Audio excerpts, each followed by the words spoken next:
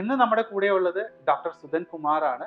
Urology specialist ആണ് AR super speciality hospital. നമുക്ക് ഡോക്ടറോട് ചോദിക്കാം.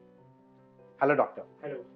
ഡോക്ടറിന്റെ അടുത്ത് കൺസൾട്ട് ചെയ്യാനായിട്ട് ഏത് തരം പേഷ്യൻസ് ആണ് കൂടുതലും ഡോക്ടറിന്റെ അടുത്ത് എത്തുന്നത്? ഏതൊക്കെ കാരണങ്ങൾ മൂലമാണ് ഡോക്ടറെ കാണാൻ വരുന്നത്? യൂഷ്വലി യൂറിൻ ഇൻഫെക്ഷൻ കൊണ്ടുള്ള ആൾക്കാർ, യൂറിൻ റെക്കറൻ്റ് ആയിട്ട് സ്റ്റോൺ ഫോർമേഷൻ ഉള്ള ആൾക്കാർ, പിന്നെ ചെറു പിള്ളേർക്ക് മൂത്രം പോകുന്ന പോച്ചലും യൂഷ്വലി യൂറിൻ സംബന്ധമായിട്ട് പെനിസൻസ് ഉള്ള ആൾക്കാരാണ് മെയിനായിട്ട് വരുന്നത്.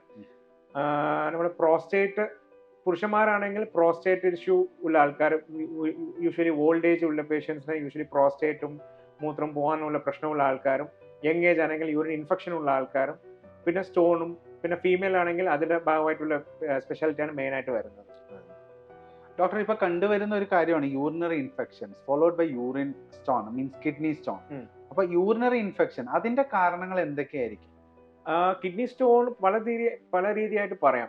നമ്മൾ നോർമലി ജനറ്റിക് ബേസിസ് ആയിട്ട് ഉണ്ടാകാം, ഇല്ലെങ്കിൽ ഷുഗർ കൊണ്ട് ഉണ്ടാകാം, ഇൻഫെക്ഷൻ കൂടിയത് കൊണ്ട് ഉണ്ടാകാം. ചില ആൾക്കാർക്ക് നമ്മൾ ഭക്ഷണം എടുക്കുന്ന രീതിയും മാറാം. ഇപ്പോൾ മുന്നത്തെക്കാട്ടിലും ഇപ്പോൾ കുറേയൊക്കെ മാറിയിട്ടുണ്ട്. നമ്മുടെ അഡ്വാൻസ്മെന്റ് കൂടി, നമ്മുടെ സിറ്റി ലൈഫായി. സോ ദ വേ ഓഫ് നമ്മുടെ ലൈഫ് സ്റ്റൈൽ, പിന്നെ ചില ഇഷ്യൂസ് ഇത് കൊണ്ടുവരാം. കോമൺലി വെള്ളം ധാരാളമായിട്ട് കുടിക്കാത്ത ആൾക്കാർ ശരിക്കും അങ്ങനത്തെ ഇത് കൊണ്ടുവരാം. Hereditary is one of the reason ആണ്. യൂഷ്വലി ഒരു പ്രാവശ്യം സ്റ്റോൺ വന്നാൽ വീണ്ടും വീണ്ടും സ്റ്റോൺ വരാൻ സാധ്യത ഉണ്ട്. ഫാമിലി ഹിസ്റ്ററി ഉണ്ടെങ്കിലും ഉണ്ടാകാം. ഇങ്ങനെയാണ് യൂഷ്വലി കോമൺ ആയിട്ടുള്ള റീസൺസ് ആണ്. ഡോക്ടർ, ഇപ്പൊ വെള്ളം കുടിക്കുന്ന കാര്യം പറഞ്ഞല്ലോ. ഒരു ഹ്യൂമൻ ബീങ്, ഒരു പ്രായപൂർത്തിയായിട്ടുള്ള ഒരാൾ അല്ലെങ്കിൽ ടീനേജർ എത്ര ക്വാണ്ടിറ്റി ആണ് വെള്ളം കൺസ്യൂം ചെയ്യുന്നത്? Actually as much as he can. If he has no any kidney issues ഒന്നും ഇല്ലെങ്കിൽ as much as he can drink. Normally 3 to 4 liters വെള്ളമാണ് കുടിക്കാൻ പറയുന്നു യൂഷ്വലി ഒരു ദിവസം. ബട്ട് നമ്മൾ അങ്ങനെ ഒരു റെസ്ട്രിക്ഷൻ ഒന്നും ഇല്ല. നോർമലി വേറെ അസുഖം ഒന്നും ഇല്ലെങ്കിൽ ധാരാളമായിട്ട് വെള്ളം കുടിക്കാം. അത് പ്രശ്നമൊന്നും. ഒരാള് യൂറിനറി ഇൻഫെക്ഷൻ ആണ് അല്ലെങ്കിൽ യൂറിനറി പ്രോബ്ലം എനിക്ക് ഉണ്ട് എന്ന് മനസ്സിലാക്കുന്നത് എപ്പോഴായിരിക്കും ഡോക്ടർ? യൂഷ്വലി അങ്ങനെയാണെങ്കിൽ നമ്മൾ മൂത്രം പോകാൻ തടസ്സം വരാം, മൂത്രം പോകുമ്പോൾ പുകച്ചൽ വരാം. ചില ആൾക്കാർക്ക് മൂത്രം പോകുമ്പോൾ സ്മെല്ലോ ഇല്ലെങ്കിൽ ബ്ലഡിന്റെ അംശം എന്തെങ്കിലും കാണാം. മൂത്രം പോകുമ്പോൾ വേദന മെയിനായിട്ട് ഉണ്ടാകാം, അടിവേര് വേദന ഉണ്ടാകാം. ഇതാണ് കോമൺലി ഉണ്ടാകുന്ന കാര്യങ്ങൾ. ഇതല്ലാതെ ചില ആൾക്കാർക്ക് ഫീവർ, ചില ആൾക്കാർക്ക് ഈ വിറയൽ അതൊക്കെ ഉണ്ടാകാൻ സാധ്യത ഉണ്ട്. ഇതാണ് മെയിൻ ആയിട്ട് വരുന്ന പ്രശ്നം. സാധാരണ കേട്ടുവരുന്ന ഒരു കാര്യമാണ് ഡോക്ടർ, നമ്മൾ യൂറിൻ പാസ് ചെയ്യുമ്പോൾ ഒരുപാട് പതയുണ്ടെങ്കിൽ എന്തെങ്കിലും പ്രോബ്ലം ഉണ്ടാവുന്നുണ്ട്. അത് ശരിയാണോ ഡോക്ടർ? ശരിയെന്നില്ല. ബിക്കോസ് അങ്ങനെ ഉണ്ടെങ്കിൽ നമ്മൾ വേറെ എന്തെങ്കിലും ഉണ്ടോ എന്ന് മനസ്സിലാക്കേണ്ടി വരും. ബിക്കോസ് ചില ആൾക്കാർക്ക് ഷുഗർ കൂടിപ്പോയാൽ ഇങ്ങനെയൊക്കെ പത വരാൻ സാധ്യത ഉണ്ട്. ചില ഷുഗർ അല്ലാത്ത ചില നോർമലി കിഡ്നിയുടെ പ്രവർത്തനം പ്രശ്നം കൊണ്ടും ഇങ്ങനെയൊക്കെ പ്രശ്നങ്ങൾ ഉണ്ടാകുന്നുണ്ട്. നോർമലി ഇങ്ങനെയൊക്കെ ഒരു പത പോലെ കാണുവാണെങ്കിൽ ഏറ്റവും ഏർലിയസ്റ്റ് ആയിട്ട് ഒരു ഡോക്ടർ, യൂറോളജിസ്റ്റോ നെഫ്രോളജിസ്റ്റോ കാണുന്നതാണ് നല്ലത്. ഫർദർ ടെസ്റ്റ് ചെയ്യുന്നതാണ് നല്ലത്. ടെസ്റ്റ് ചെയ്തിട്ട് വേറെ ഭാവിയിൽ ഒന്നും കാണുന്നില്ലെങ്കിൽ പ്രശ്നമല്ല. ഇല്ലെങ്കിൽ നമ്മൾ അതിനനുസരിച്ച് ട്രീറ്റ്മെന്റ് ചെയ്യേണ്ടി വരും. ഡോക്ടർ, കിഡ്നി റിലേറ്റഡ് ആയിട്ട് നമ്മൾ പറയുകയാണെങ്കിൽ അത് ഇനീഷ്യൽ സ്റ്റേജിൽ ഒരു യൂറോളജിസ്റ്റിനെ ആണല്ലോ കാണേണ്ടത്. അതെ. അതിനുശേഷമാണ് ഒരു നെഫ്രോളജിസ്റ്റിലേക്ക് നമുക്ക് പോകുന്നത്. അതെ. അപ്പൊ ഏതൊക്കെ സ്റ്റേജിലാണ് നമ്മൾ ഐഡന്റിഫൈ ചെയ്യുന്നത്? നമ്മൾ ആക്ച്വലി യൂറോളജി നെഫ്രോളജി എന്ന് പറഞ്ഞാൽ അത് രണ്ടും ഇന്റർ റിലേറ്റഡ് ആണ്. ശരിക്കും പറഞ്ഞാൽ ഫസ്റ്റ് യൂറോളജിസ്റ്റ് ആണോ ഫസ്റ്റ് നെഫ്രോളജിസ്റ്റ് ആണോ കാണാൻ അങ്ങനെ ഒന്നും ഇല്ല. നമ്മള് സർജറി ചെയ്യുന്ന ആൾക്കാർ അവർ മെഡിസിൻ കൗണ്ടർ പാർട്ടാണ്. Whatever to be done by surgery, ഏതെങ്കിലും സ്റ്റോണോ അല്ലെങ്കിൽ ബ്ലോക്കോ പ്രോസ്റ്റേറ്റോ ഇങ്ങനത്തെ ഇഷ്യൂ ആണെങ്കിൽ നമ്മളുടെ അടുത്താണ് ഡയറക്റ്റ് ആയിട്ട് വരേണ്ടത്. അത് അല്ലാതെ യൂറിൻ കിഡ്നിയുടെ ഇൻഫെക്ഷൻ കയറിയിരിക്കുകയാണ്, കിഡ്നിയുടെ എന്തെങ്കിലും തടസ്സമായിട്ട് കാണുവാണ്, കിഡ്നിയുടെ പ്രവർത്തനം മാറുവാണ്, ഇങ്ങനെയാണെങ്കിൽ അത് നെഫ്രോളജിസ്റ്റാ കാണേണ്ടത്. There is no such gap between urologist തന്നെ കാണണം ആദ്യം, നെഫ്രോളജിസ്റ്റ് തന്നെ കാണണം ആദ്യം, അങ്ങനെയല്ല. Anyhow if there is any kidney problem ഉണ്ടെങ്കിൽ ആരെങ്കിലും ഒരാൾ ആദ്യമായിട്ട് കാണുക. Then by that thing we can decide whether we have to go for surgery or we can go for medicine or not. Doctor, ഇപ്പൊ കിഡ്നി സ്റ്റോൺ എന്ന് പറയുമ്പോൾ ഇപ്പൊ renal colic അതിൻ്റെ അകത്ത് വരുന്ന ചെറിയൊരു പെയിൻ എന്ന് പറയുന്നത്, അതിന്റെ സ്റ്റാർട്ടിംഗ് സ്റ്റേജ് എങ്ങനെയാണ് അത് കിഡ്നി സ്റ്റോൺ ഉണ്ട് നമുക്ക് മനസ്സിലാക്കാൻ സാധിക്കും? നമ്മള് കിഡ്നി സ്റ്റോൺ എന്ന് പറയുമ്പോൾ ഒവ്വൊരു പാർട്ടിലായിരിക്കും. കിഡ്നിനകത്താണോ, ഈ കിഡ്നിയിൽ നിന്ന് താഴെ വരുന്ന ട്യൂബ് യൂറിറ്ററിലാണോ മൂത്രസഞ്ചിലാണോ, ഒവ്വൊരു സ്ഥലത്തിലും ഒവ്വൊരു സിംറ്റംസ് ഉണ്ട്. സപ്പോസ് ഇപ്പോൾ ഈ ട്യൂബിലാണെങ്കിൽ മാത്രമേ കൂടുതൽ പ്രശ്നം വരുള്ളൂ. ഒത്തിരി സഹിക്കാൻ പറ്റാത്ത വേദന, തിരിയുമ്പോൾ വേദന, മൂത്രം ഒഴിക്കുമ്പോൾ വേദന, ഇങ്ങനെയൊക്കെ വരുന്നത്. മൂത്രസഞ്ചിയിൽ എത്തുമ്പോൾ നമ്മൾ കിടക്കുമ്പോഴോ ഇത് മാത്രം വേദന അത്ര കാര്യമായിട്ട് കാണൂല. കിഡ്നിയിലുണ്ടെങ്കിലും ഈ മിക്കവാറും ഫ്ലാങ്ക് പെയിൻ പറയും, ആ സൈഡിലെ എല്ലിയുടെ ഭാഗത്തിലൊരു വേദന ഉണ്ടാകുന്ന, മൂത്രം ഒഴിക്കുമ്പോൾ ചോരയായിട്ട് കാണുന്ന, ഇതൊക്കെയാണ് മെയിൻ ആയിട്ട് ഉണ്ടായത്. ഡിപ്പെൻഡിങ് ഓൺ ദ സൈറ്റ്, അത് മാത്രമല്ല എങ്ങനത്തെ സൈസ് ആണ്, കുറെ ക്രൈറ്റീരിയാസ് ഉണ്ട്. നമ്മൾ ചെറിയ കല്ലാണെങ്കിൽ നമ്മൾ വിചാരിക്കും ചെറിയ കല്ലാണ് ഒത്തിരി പ്രോബ്ലം തരാത്തെന്ന് വിചാരിക്കും. ബട്ട് ചെറിയ കല്ലാണ് യൂഷ്വലി കൂടുതൽ പ്രശ്നം ഉണ്ടാക്കുന്നത്. നല്ല വലിപ്പമുള്ള കല്ലാണെങ്കിൽ അത്ര പ്രശ്നം കാര്യമായിട്ട് കാണൂല. അത് ഒത്തിരി ലേറ്റായിട്ട് സ്റ്റേജിലേ നമ്മൾ യൂഷ്വലി പ്രസന്റ് ചെയ്യുള്ളൂ. ഇങ്ങനെ ഡിപ്പെൻഡ് ഓൺ ദ സൈറ്റ്, ഏത് സ്ഥലത്തിലാണ് ഇരിക്കുന്നത്, ഡിപ്പെൻഡ് ഓൺ എങ്ങനത്തെ കല്ലാണോ, വേറെ തടസ്സമുണ്ടോ ഇല്ലയോ എല്ലാം നോക്കിയിട്ടാണ് നമ്മൾ പറയാൻ പറ്റൂ എങ്ങനെയൊക്കെ പോകുന്നത്. കിഡ്നി സ്റ്റോൺ വന്നു കഴിഞ്ഞാൽ അത് ഓപ്പറേഷൻ മാത്രമാണോ അതിന്റെ ഒരു സൊല്യൂഷൻ എന്ന് പറയുന്നത്? ഇത് കിഡ്നി സ്റ്റോൺ എന്ന് പറയുമ്പോൾ കിഡ്നിനകത്തിരിക്കും, നമ്മൾ ആദ്യം എവിടെയാ ഇരിക്കുന്നത് നോക്കണം. നമ്മൾ നോർമലി അതിന് കുറെ ക്രൈറ്റീരിയാസ് ഉണ്ട്. സപ്പോസ് സൈസിന്റെ ക്രൈറ്റീരിയ ഉണ്ട്. ഒരു 5 മില്ലിനകത്താണോ അത് മുകളിലാണോ നോക്കേണ്ടത്. പിന്നെ ഏത് ഭാഗത്തിലാണ് ഇരിക്കുന്നത്, കിഡ്നിയിൽ അകത്താണോ ഇരിക്കുന്നത്, ഈ ട്യൂബിലാണോ ഇരിക്കുന്നത്, അങ്ങനത്തെ ഒരു ഇതാണോ നോക്കേണ്ടത്. പിന്നെ നമുക്കറിയാം ഈ യൂറിക് ആസിഡ് പ്രശ്നം കൊണ്ട് വരുന്ന സ്റ്റോൺസ് ഉണ്ട്, ഷുഗറിന്റെ പ്രശ്നം കൊണ്ട് വരുന്ന സ്റ്റോൺസ് ഉണ്ട്, അല്ലാതെ വേറെ ഇൻഫെക്ഷന്റെ ഭാഗമായിട്ടുള്ള സ്റ്റോൺസ് ഉണ്ട്. നോർമലി നമ്മൾ ഡയറക്റ്റ് ആയിട്ട് ഓപ്പറേഷനിലോട്ട് പോകാറില്ല. ചെറിയ കല്ല് അത്ര പ്രശ്നമായിട്ട് കാണുന്നില്ല, കിഡ്നിയുടെ പ്രവർത്തനം അത്ര മോശമല്ല, അങ്ങനെയാണെങ്കിൽ നമ്മൾ യൂഷ്വലി മെഡിസിനെ നമ്മൾ സജസ്റ്റ് ചെയ്യാറുണ്ട്. ചില ആൾക്കാർ ഒത്തിരി സഹിക്കാൻ പറ്റാത്ത വേദനയായിരിക്കും, ഇല്ലെങ്കിൽ കിഡ്നിയുടെ പ്രവർത്തനം മോശമായിട്ട് കാണും, ഇല്ലെങ്കിൽ നമ്മൾ ഓപ്പറേറ്റ് ചെയ്യേണ്ട സ്റ്റേറ്റസ് ആയിരിക്കും. സപ്പോസ് സൈസ് കൂടുതലാണ്, വേറെ എന്തെങ്കിലും ബ്ലോക്ക് ഉണ്ട്, ഇത്രയും പ്രശ്നമായിട്ട് കാണുവാണെങ്കിൽ അപ്പോഴാണ് നമ്മൾ ഓപ്പറേഷനിലോട്ട് പോകേണ്ടി വരും. അല്ലാതെ എല്ലാ പേഷ്യൻറ്റും നമ്മൾ ഓപ്പറേഷൻ ചെയ്യേണ്ട ആവശ്യമല്ല. Depend on how the patient is, what is the thing is, then only we have to decide whether to do surgery or start with medicine. Okay. Doctor, especially kidney stone കാര്യം പറയുമ്പോൾ there are a lot of treatments in the market. ഒരുപാട് അലിയിപ്പിച്ച് കളയുന്നതും വൈദ്യവും ഇല്ല, ഒറ്റമൂലി എന്നൊക്കെ പറയാം. അത് actually it's A myth. It is എന്താ വെച്ചാൽ മാർക്കറ്റിംഗ് സ്ട്രാറ്റജിയാണ്. ഞാൻ വിചാരിച്ചെന്ന് പറയാൻ നമ്മൾ കൊടുക്കുന്ന മെഡിസിൻ ഒക്കെ അലിഞ്ഞു പോകുന്നൊന്നുമില്ല. Once stone is formed, either the stone should come out, തന്നെ കല്ല് തന്നെ പുറത്ത് ചാടി പോകണം, ഇല്ലെങ്കിൽ നമ്മൾ കല്ല് പൊടിക്കണം. ഇത് രണ്ടേ ഉള്ളൂ. അല്ലാതെ നമ്മൾ കൊടുക്കുന്ന മരുന്ന് ഹോമിയോ കുറെ മെഡിസിൻസ് പറയും, മെഡിസിൻ കല്ല് അങ്ങനെ തന്നെ മാഞ്ഞു പോകും. അങ്ങനെയൊക്കെ മാഞ്ഞു പോകാറില്ല, അങ്ങനെ തന്നെ ഇരിക്കാറുണ്ട്. നമ്മൾ കൊടുക്കുന്ന മെഡിസിൻസ് ഒക്കെ പുറത്ത് ചാടി പോകാനുള്ള മെഡിസിൻസ് മാത്രമേ നമ്മൾ കൊടുക്കാറുള്ളൂ. അല്ലാതെ അത് വാനിഷ് ചെയ്യാനുള്ള മെഡിസിൻസ് ഒന്നും കൊടുക്കാറില്ല. These are all they are saying as A marketing strategy. There is nothing like drugs that will completely vanish out the stone. Doctor, ഇപ്പോൾ എസ്പെഷ്യലി ഇപ്പോൾ യൂറോളജിസ്റ്റിനെ കാണാൻ വേണ്ടി വരുന്ന പേഷ്യൻസ് കിഡ്നി സ്റ്റോൺ അല്ലെങ്കിൽ മൂത്രാശയവുമായി ബന്ധപ്പെടുന്ന പ്രശ്നങ്ങൾ, അതുകൂടാതെ ഇപ്പോൾ ഫെർട്ടിലിറ്റിയുമായി ബന്ധപ്പെടുന്ന, അതുമായി ബന്ധപ്പെടുന്ന അല്ലെങ്കിൽ സെക്സോളജിയുമായി വരുന്ന അങ്ങനത്തെ പേഷ്യൻസ് ഡോക്ടർ വരാറുണ്ടോ? അതും യൂഷ്വലി കോമണസ്റ്റ് ഇതാണ്. യൂഷ്വലി നമ്മൾ ന്യൂലി മാരീഡ് കപ്പിൾ, പിന്നെ those who are problems with infertility, കുറെ നാളായിട്ട് മാരേജ് കഴിഞ്ഞിട്ടും പിള്ളേരില്ലാത്ത ആൾക്കാർ, ചില ഇങ്ങനത്തെ പ്രശ്നങ്ങളുള്ളത്, പിന്നെ നമ്മുടെ ഇതേപോലെ ഇഷ്യൂ സെക്സോളജി ഇതേപോലെ ഇഷ്യൂ ഉള്ള ആൾക്കാരും യൂഷ്വലി യൂറോളജിസ്റ്റിലാണ് വരുന്നത്. That is also a part of urology specialisation. എന്തൊക്കെ കേസുകളാണ് പെർട്ടിക്കുലർലി അങ്ങനെ വരാൻ സാധ്യതയുള്ളത്?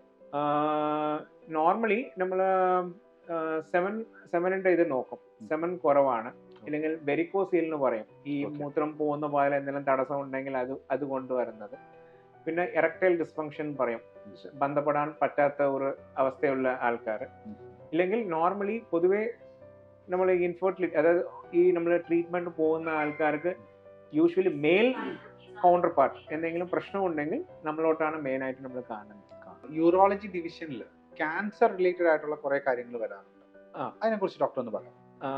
യൂഷ്വലി കിഡ്നി നമ്മൾ യൂറോളജി ഭാഗമായിട്ട് ഉണ്ടാകുന്ന 2-3 ക്യാൻസറുകളുണ്ട്.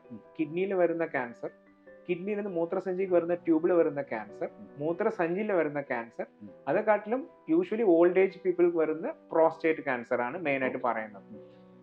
ഇത് എന്ന് വെച്ചാൽ നമ്മൾ എങ്ങനെ മനസ്സിലാകുമെന്ന് വെച്ചാൽ മെയിൻലി പേഷ്യന്റ് നമ്മൾ മൂത്രം പോകുമ്പോൾ ചോരയായിട്ട് കാണുന്നുണ്ട്, പിന്നെ കട്ടയായിട്ട് ക്ലോട്ട് പോലെ വരുന്നുണ്ട്, പെട്ടെന്ന് ക്ഷീണം, പെട്ടെന്ന് വെയിറ്റ് ലോസ്, ഇങ്ങനെയൊക്കെ വരുമ്പോഴാണ് നമ്മൾ യൂഷ്വലി ഇങ്ങനത്തെ ഒരു ക്യാൻസറിന്റെ പോകുന്നുണ്ടോ നമ്മൾ മനസ്സിലാക്കാം. നോർമലി ഇങ്ങനത്തെ ക്യാൻസർ വരുന്നത് നോർമൽ യങ് ഏജിൽ വരാറില്ല, യൂഷ്വലി 50-60 ഇയേഴ്സ് അബോവ് വരുന്നത്. സോ യങ് ഏജ് വിത്ത് ഒരു യൂറിൻ പോകുമ്പോൾ ബ്ലഡ് ആയിട്ട് വരുമ്പോൾ നമ്മൾ ക്യാൻസറെ കുറിച്ച് കൂടുതൽ നമ്മൾ ബോധർ ചെയ്യേണ്ട ആവശ്യമില്ല. Old age around 50-60 years urine പോകുമ്പോൾ ചോരയായിട്ട് കാണുന്നുണ്ട്, എന്തെങ്കിലും വെയിറ്റ് ലോസോ എന്തെങ്കിലും ഉണ്ടെങ്കിൽ then you have suspicious that there might be another possibility of ക്യാൻസറിന്റെ ഭാഗം നോക്കി വെക്കുന്നത് നല്ലതാണ്. പ്രോസ്റ്റേറ്റ് ക്യാൻസർ എന്ന് പറഞ്ഞാൽ യൂഷ്വലി ഓൾഡ് ഏജ് പേഷ്യൻസ് വരുന്നതാണ്, അറൌണ്ട് 70-80 ഇയേഴ്സിലെ മെയിൻ ആയിട്ട് വരുന്നതാണ്. അതിന് നമ്മൾ യൂഷ്വലി PSA എന്ന് പറഞ്ഞ ടെസ്റ്റ് നമ്മൾ ചെയ്യുവാണ്. PSA എന്ന് പറഞ്ഞ prostate specific antigen. That mainly നമ്മൾ ആ ആന്റിജൻ ഉണ്ടാകുന്നത് പ്രോസ്റ്റേറ്റ് ഗ്ലാൻഡിൽ നിന്നാണ് ഉണ്ടാകുന്നത്. അതിന്റെ ലെവലുണ്ട്, less than 4 to 10, more than 10 അങ്ങനത്തെ ലെവലുണ്ട്. ഇഫ് ആ PSA ലെവൽ കൂടുതലാണ്, ഈ പേഷ്യന്റിന്റെ സിംറ്റംസ് മൂത്രം പോകുമ്പോൾ ചോരയായിട്ട് കാണുന്നുണ്ട്, സം അൺയൂഷ്വൽ സിംറ്റംസ് വരുമ്പോൾ നമ്മൾ പ്രോസ്റ്റേറ്റ് ക്യാൻസർ ഉണ്ടെന്ന് നമുക്ക് മനസ്സിലാക്കണം. ഇതുപോലെയാണ് മൂത്രസഞ്ചിയിലുള്ള ക്യാൻസറോ കിഡ്നിയിലോ ക്യാൻസറോ എങ്ങനെ ഉണ്ടെന്ന് മനസ്സിലാക്കാൻ വേണ്ടി. പിന്നീട് ഒരു കാര്യമുള്ളത്, ഇപ്പോൾ മൂത്രത്തിൽ വരുന്ന കളർ ചേഞ്ച്, നിറവ്യത്യാസമുണ്ട്, അത് എങ്ങനെയൊക്കെയാണ് മനസ്സിലാക്കുന്നത്? എന്തൊക്കെ ഇൻഡിക്കേഷൻസ് ആണ് നമ്മൾ ആ കളർ ചേഞ്ച് എന്ന് മനസ്സിലാക്കാൻ സാധിക്കുന്നത്? കുറെ റീസൺസ് ഉണ്ട്. ഒന്ന് ഞാൻ പറഞ്ഞത്, ഈ ബ്ലഡ് ആയിട്ട് വരുമ്പോൾ യൂഷ്വലി നമ്മൾ കൂടുതൽ എക്സസൈസ് ചെയ്താലും മയോഗ്ലോബിൻ ചെയ്താലും അങ്ങനെ വരും. ക്യാൻസറിന്റെ റിലേറ്റഡ് ആയിട്ട് വരാം, ഇൻഫെക്ഷന്റെ ഭാഗമായിട്ട് വരാം. ഇതാണ് ബ്ലഡ് കളറായിട്ട് വരുമ്പോൾ നമ്മൾ മനസ്സിലാക്കേണ്ടത്. ശരി. സപ്പോസ് സ്റ്റോൺ ഇതുണ്ടെങ്കിലും അങ്ങനെ കളർ ചേഞ്ച് വരാം. ഇല്ലെങ്കിൽ കൂടുതൽ എക്സസൈസ് ചെയ്യുന്ന ആൾക്കാർ കൂടുതൽ ഇങ്ങനെയൊക്കെ കളർ ചേഞ്ച് വരാം. ഇല്ലെങ്കിൽ സപ്പോസ് കിഡ്നി ഇൻഫെക്ഷൻ ഉണ്ട്, ഇല്ലെങ്കിൽ നമ്മൾ കുറെ ഭാവിയിൽ കുറെ ഡിസീസ് ഉണ്ട്, ഗ്ലോമറുലോ നെഫ്രൈറ്റിസും ഇങ്ങനെയൊക്കെ കാര്യങ്ങൾ ഉണ്ട്, നെഫ്രോട്ടിക് സിൻഡ്രോം, ഗ്ലോമറുലോ നെഫ്രൈറ്റിസ്. അത് നെഫ്രോളജിസ്റ്റ് കൂടുതൽ ഇതിനെക്കുറിച്ച് അറിവായിരിക്കും. ഇങ്ങനത്തെ ഒരു ഹെറിഡിറ്ററി ഡിസീസോ ഇങ്ങനത്തെ ഡിസീസ് ഉണ്ടെങ്കിലും ഈ ഒരു യൂറിൻ പോകുമ്പോൾ കുറച്ച് കളർ ചേഞ്ചും കാര്യങ്ങളൊക്കെ വരാം. നോർമലി ഇതാണ് മെയിൻ ഭാവിയിലുള്ളത്. അതല്ലാതെ suppose old age patient, sugar ഉള്ള പേഷ്യന്റിന് ഗ്ലൂക്കോസ് വരുമ്പോൾ അങ്ങനെ കുറച്ച് കളർ ചേഞ്ച് വരാം. ഒരു സ്മെല്ലും ഉണ്ട്, ഇങ്ങനെയൊക്കെ ഇൻഫെക്ഷൻ ഉണ്ടെങ്കിലും കുറച്ച് കളർ ചേഞ്ച് വരാം. സോ ഇങ്ങനത്തെ ഒരു കളർ ചേഞ്ച് വരുമ്പോൾ ബെറ്റർ ഒരു കംപ്ലീറ്റ് റുട്ടീൻ യൂറിൻ എക്സാമിനേഷൻ ചെയ്തിട്ട് അത് നോക്കിയിട്ട് പിന്നെ ഫർദർ പോകുന്നതാണ് നല്ലത്. ആക്ച്വലി ഒരു ഹെൽത്തി യൂറിൻ അല്ലെങ്കിൽ ഹെൽത്തി ഫിറ്റ് ആയിട്ടുള്ള ഒരു ബോഡിയിൽ വരുന്ന യൂറിന്റെ കളർ എന്തായിരിക്കും? സ്ട്രോ കളർ ആയിരിക്കും. ഒരു സാധാരണ കാണുന്നതിൽ ഒന്നെങ്കിൽ നല്ല വൈറ്റ് ആയിരിക്കും, സാധാരണ വെള്ളം പോലെ, അല്ലെങ്കിൽ ഒരു യെല്ലോയിഷ് ആയിട്ടുള്ള കളർ ആയിരിക്കും. സ്ട്രോ കളർ ആണ്. നോർമലി യെല്ലോയിഷിന്റെ കളർ കൂടുന്നതനുസരിച്ചിട്ടാണല്ലോ അതിന്റെ ഒരു ഇന്റൻസിറ്റി. ഇതുകൊണ്ട് ഇല്ല, യൂഷ്വലി നമ്മള് ചില ആൾക്കാർ ഡാർക്ക് യെല്ലോയിഷ് പോകുന്നുണ്ടെന്ന് പറയും, ചില ആൾക്കാർ കുറച്ച് കളർ ചേഞ്ച് ഒരു പസ്സും വൈറ്റിഷ് പോകുന്നുണ്ട്. അത് that might vary. There is no specific ഈ കളർ വന്നാൽ എങ്ങനെയാണ് അങ്ങനെ ഒന്നും ഇല്ല. ചില മെഡിസിൻസ് കഴിക്കുമ്പോൾ ഇല്ലേ ഡോക്ടർ, നമ്മൾ യൂറിനേറ്റ് ചെയ്യുമ്പോൾ അതിന്റെ കളർ നന്നായിട്ട് മാറും. അത് എന്തുകൊണ്ടായിരിക്കും? ബിക്കോസ് മെഡിസിൻ നമ്മൾ യൂഷ്വലി എല്ലാ മെഡിസിൻസ് എടുക്കുമ്പോൾ മെറ്റബോളിസം പറഞ്ഞാൽ നമ്മൾ ഏതർ മോഷൻ വഴിയാണോ അല്ലെങ്കിൽ കിഡ്നി യൂറിൻ വഴിയാണോ പുറത്ത് വരുന്നത്. ചില മെഡിസിൻസ് യൂറിൻ വഴിയാണ് ആ മെറ്റബോളൈറ്റ് എല്ലാം കംപ്ലീറ്റ് ആക്ഷൻ കഴിഞ്ഞിട്ട് പുറത്ത് വരുന്നത്. അങ്ങനത്തെ മെഡിസിൻസ് എടുക്കുമ്പോഴാണ് ഈ യൂറിൻ കുറച്ച് ചേഞ്ചസ് വരുന്നത്. ഇപ്പോ പൈറിഡിയം എന്നൊരു ടാബ്ലറ്റ് ഉണ്ട്, അത് നമ്മൾ ഈ മൂത്രം ഈ പോച്ചലും കാര്യങ്ങളും കൊടുക്കുന്ന ടാബ്ലറ്റാണ്. അത് എടുക്കുമ്പോൾ യൂഷ്വലി യൂറിന്റെ കളർ ഓറഞ്ച് കളർ ആയിരിക്കും, because that acts mainly in the kidney. So അത് മെറ്റബോളൈസ് ഒക്കെ ചെയ്തിട്ട് പിന്നെ പുറത്ത് വരുമ്പോൾ അതിന്റെ കളർ ചേഞ്ച് ആയി വരും. ഇപ്പോ ട്യൂബർക്ലോസിസ് TB വരുന്ന പേഷ്യന്റിക്ക് റിഫാംപസിൻ കൊടുക്കുമായിരിക്കും. ഈ റിഫാംപസിൻ എടുക്കുന്ന ആൾക്കാർ എല്ലാവർക്കും ഒരു യെല്ലോയിഷ് കളർ ഉണ്ടാകും, ബിക്കോസ് ആ ഡ്രഗ് നമ്മൾ എടുക്കുന്ന മെഡിസിൻ ആ നമ്മൾ എന്തോ ചെയ്യണം ആ പർട്ടിക്കുലർ സൈറ്റിൽ ആക്ഷൻ ചെയ്തിട്ട് പിന്നെ അത് പുറത്ത് വരുന്ന വേസ്റ്റേജ് ഏതൊരു കിഡ്നി വഴിയോ മോഷൻ വഴിയോ വരേണ്ടത്. കിഡ്നി വരുന്ന വലിയ ആൾക്കാർക്കാണ് അങ്ങനത്തെ ഈ കളർ ചേഞ്ചും കാര്യങ്ങളൊക്കെ വരുന്നത്. അത് കോമൺ ആയിട്ടുള്ളത്. അതിന് നമ്മൾ ഒരു മെഡിസിൻ സ്റ്റോപ്പ് ചെയ്യുമ്പോൾ അങ്ങനെ മിക്കവാറും നോർമൽ ആയിക്കോളും. ഡോക്ടർ, ഈ ഡയബറ്റിക് പേഷ്യൻസിന് വരാൻ സാധ്യതയുള്ള പ്രോബ്ലംസ് അല്ലെങ്കിൽ അതുമായി റിലേറ്റ് ചെയ്യുന്നവരെ കൂടുതലും ശ്രദ്ധിക്കേണ്ടത് ഏത് മേഖലയിലാണ്? Diabetic patients mainly urine infection ആണ് മെയിൻ ആയിട്ട് വരുന്നത്.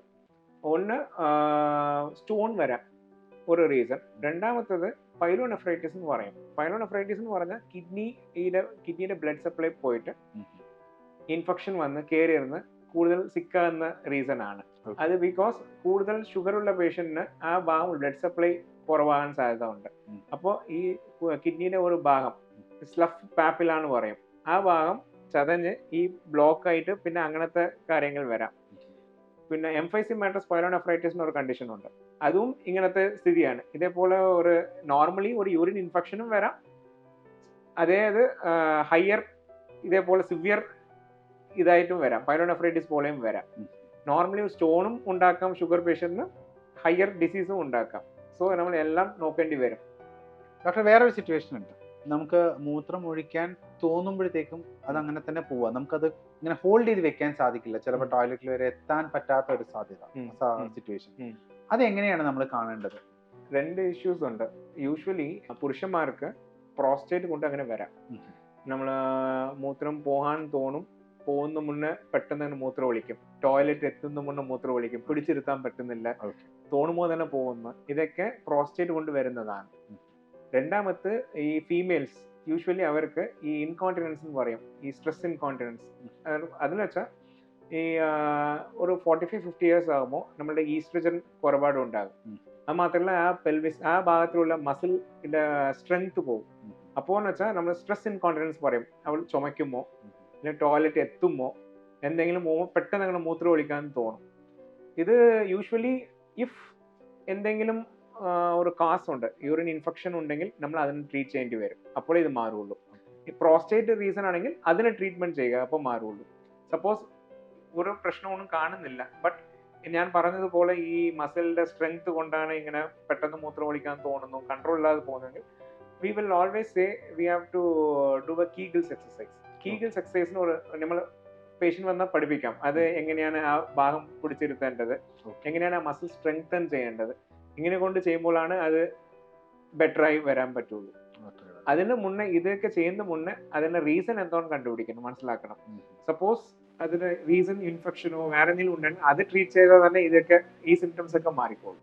കോമൺലി ഒരു സ്ട്രെസ്സും ഈ ഓൾഡ് ഏജ് ആകുമ്പോൾ വരുന്ന സിംറ്റംസ് ആണ് ഇത്. യൂഷ്വലി നമ്മൾ മെഡിസിനും ഇതേപോലെ എക്സസൈസും ബിഹേവിയറൽ ചേഞ്ചസ് ചെയ്താലേ മിക്കവാറും ശരിയായി.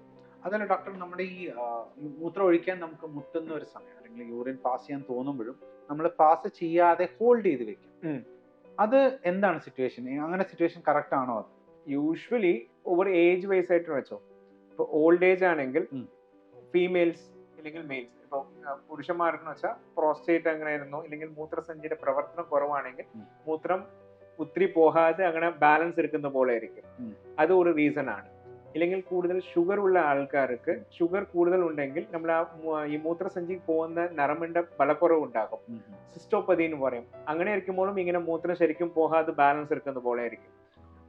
ഇത് യങ് ഏജ് അങ്ങനെയാണ്. ഒന്ന് ഇൻഫെക്ഷൻ കൊണ്ട് ഇങ്ങനെ ആയിരിക്കാം, ഇന്നൊന്ന് ബിഹേവിയറാണ്.